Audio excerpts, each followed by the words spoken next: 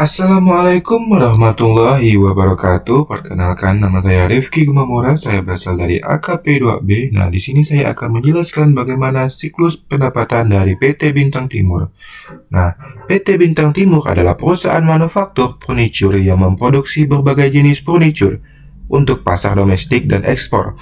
Untuk memastikan kepuasan pelanggan dan kelancaran arus kas, perusahaan memiliki prosedur yang struktur dalam siklus pendapatannya, mulai dari menerima pesanan hingga mendapatkan pembayaran dari penjualan produk jadi. Ketika pelanggan, baik individu, toko retail, atau distributor, tertarik dengan produk furniture PT Bintang Timur atau ingin melakukan pemesanan, proses siklus pendapatan akan dimulai untuk memenuhi permintaan tersebut secara efisien. Nah, berikut tahap siklus pendapatan di PT Bintang Timur. Yang pertama, ketika pelanggan tertarik untuk membeli furniture, Departemen Penjualan menerima pesanan penjualan atau sales order dari pelanggan. Pesanan ini bisa masuk melalui email, telepon, atau kunjungan langsung. Pesanan pembelian mencakup detail produk, jenis furniture, spesifik warna, jumlah, dan alamat pengirim. Berdasarkan pesanan pembelian, Departemen Penjualan akan memeriksa ketersediaan produk di gudang atau status produksi furniture yang dipesan. Jika produk tersedia dan siap dikirim atau jika jadwal produksi memungkinkan pemenuhan pemesanan dalam waktu yang wajar, proses akan dilanjutkan. Jika produk tidak tersedia dan atau membutuhkan waktu produksi yang lama, Departemen Penjualan akan berkomunikasi dengan pelanggan mengenai estimasi waktu pengiriman atau alternatif produk. Setelah itu, ketersediaan produk dikonfirmasi. Departemen Penjualan akan membuat konfirmasi pesanan untuk pelanggan sebagai bentuk persetujuan. Bersamaan dengan itu, mereka membuat surat permintaan barang sebanyak 2 rangkap. Satu salinan diberikan kepada Departemen Gudang yang berisi detail produk dan alamat tujuan pengiriman, dan satu salinan disimpan secara permanen oleh Departemen Penjualan.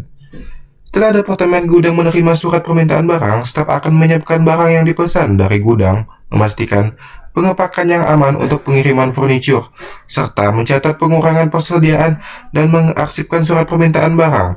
Setelah barang siap, mereka akan membuat surat jalan sebanyak 3 rangkap. Satu salinan diberikan ke Departemen Pengiriman, dan salinan satunya dikirimkan ke Departemen Keuangan, dan dokumen asli diarsipkan secara permanen oleh Departemen Keuangan. Setelah itu, barang yang telah disiapkan akan dikirimkan kepada pelanggan oleh tim pengiriman PT Bintang Timur atau melalui jasa ekspedisi. Bersamaan dengan pengiriman, surat jalan akan diserahkan kepada pelanggan secara paralel. Setelah menerima surat jalan, Departemen Keuangan akan membuat faktur penjualannya merinci produk yang telah terjual, jumlah harga serta satuan total harga serta jangka waktu pembayaran. Faktur ini dikirimkan ke Departemen Pengiriman untuk diberikan ke pelanggan, lalu faktur penjualan dan surat jalan diarsipkan oleh Departemen Keuangan secara permanen. Ketika furniture tiba di lokasi pelanggan, pelanggan akan menerima barang bersama dengan surat jalan faktur penjualan. Pelanggan bertanggung jawab untuk memverifikasi apakah barang yang diterima sesuai dengan pesanan mereka, jenis, jumlah, kondisi, dan spesifikasi. Berdasarkan faktur penjualan yang telah dikirimkan, Departemen Penerimaan Kas akan menerima pembayaran dari pelanggan. Pembayaran dapat berupa transfer bank, pembayaran tunai, atau metode pembayaran lain yang disepakati. Setelah pembayaran berhasil diterima dan diverifikasi, Departemen Penerimaan Kas akan membuat bukti penerimaan pembayaran dan mengarsipkannya sebagai catatan transaksi dan bukti pendapatan perusahaan. Nah, inilah dia bukti pendapatan dari PT Bintang Timur.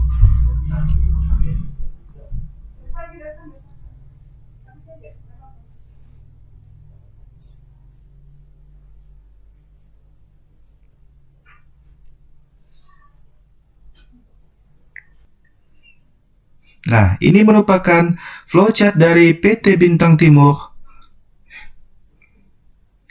Nah, yang pertama, pelanggan melakukan pemesanan penjualan ke perusahaan. Nah, ini merupakan pesanan penjualan. Setelah itu, bagian penjualan kemudian memeriksa ketersediaan produk di gudang. Jika barang tidak tersedia, bagian penjualan akan berkomunikasi dengan pelanggan untuk memberikan informasi tersebut.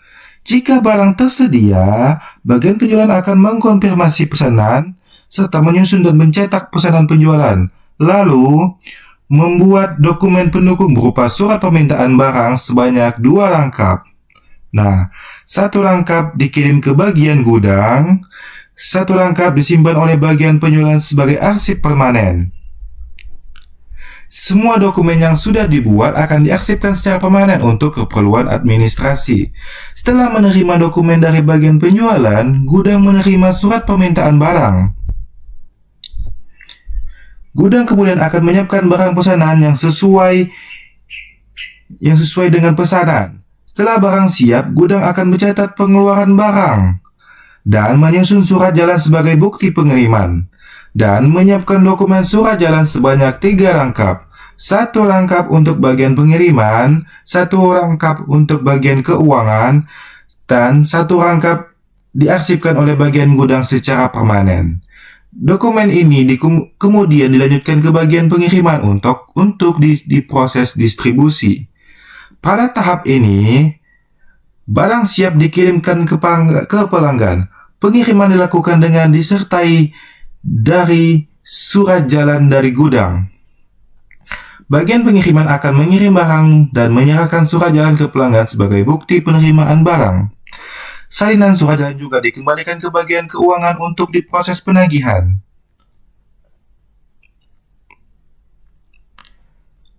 Setelah pengiriman selesai dan dokumen diterima, bagian keuangan menerima surat jalan dari pengiriman. Lalu, keuangan akan membuat faktur penjualan yang merupakan tagihan resmi kepada pelanggan. Faktur penjualan dikirimkan ke pelanggan bersama dengan salinan surat jalan. Setelah semua selesai, bagian keuangan akan mengarsipkan seluruh dokumen secara permanen. Langkah terakhir adalah pelanggan melakukan pembayaran atas barang yang telah diterima dan ditagih. Pembayaran dapat berupa transfer bank atau metode lain sesuai kesepakatan. Setelah pembayaran diterima, bagian akan mencatat dan membuat bukti pembayaran. Seluruh bukti dan dokumen kemudian diarsipkan secara permanen. Nah, sekian penjelasan dari saya. Wassalamualaikum warahmatullahi wabarakatuh.